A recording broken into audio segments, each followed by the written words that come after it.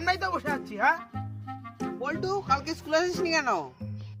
Sir, আমাদের বাড়ি একটাই সাইকেল, সেটাও আবার বাবা নিয়ে যায়, তা আমি কি করব? আরে টেনশন কি, সাইকেলটা জেরক্স করে নিবি। হ্যাঁ পল্টু, বলো তো একটা বিশ্ববিখ্যাত প্লেয়ারের নাম। কেন স্যার, আপনি জানেন না? আমাদের পাড়ার পটকা।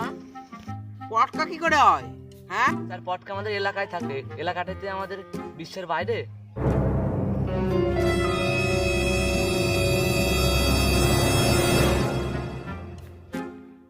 ব্যাবলা বলতো, জাহাজ লোহার তৈরি সত্ত্বেও বেঁচে থাকে কেন? আরে স্যার, জানেন না জাহাজ ডুবে না তাই ভেসে থাকে? বল্টু, গাছ উপকারিতা কি বলো?